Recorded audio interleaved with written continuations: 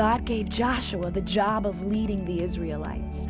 The first thing he did was send spies into Jericho. The 2 spies hid in the home of a woman named Rahab, who was a prostitute. Rahab hid the 2 spies on her roof. Then, when it was safe, she lowered the men down to the ground using a rope.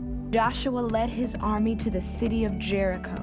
They marched around the walls of the city for 7 days, blew their trumpets, and let out a loud shout. When they did, the walls of the city completely collapsed, and Israel's army charged in and conquered the city. For years, Joshua and the Israelites marched through the Promised Land, defeating their enemies and dedicating their victories to God. Joshua gathered all of the leaders of Israel around him.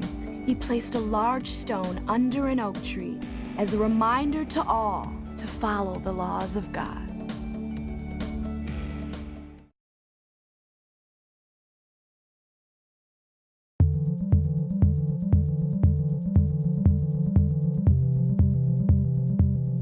After Joshua died, the Israelites began to worship other gods. Because of this, God caused them to lose their battles and become slaves of other nations. Each time this happened, God would raise up one man or woman called a judge to help the Israelites escape. But after each escape, Israel would go back to their old ways, not living how God had told them to live. Then they would lose another battle and fall back into slavery. This cycle happened over and over again.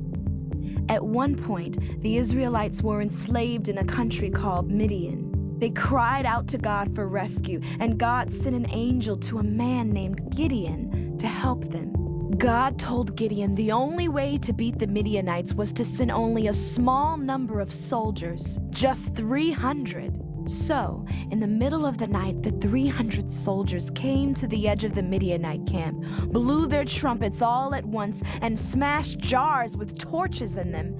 The incredible sight and sound this made confused and terrified the Midianites so much they began to kill one another. Gideon and the Israelites chased the remaining Midianites and killed them all. After this battle, Israel enjoyed 40 years of peace. But when Gideon died, the Israelites went back to their old ways, worshiping other gods. So they were captured by the Philistines.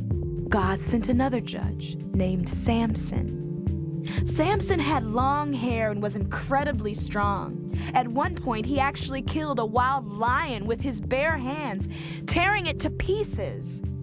The Philistine leaders were afraid of Samson because of his incredible strength. So they came up with a plan. They knew Samson had fallen in love with a woman named Delilah, so they paid her to find out the secret behind his superhuman strength. After much convincing, Samson revealed that his long hair made him strong. Soon after, while Samson was sleeping, Delilah led the leaders into his room and they cut off his hair.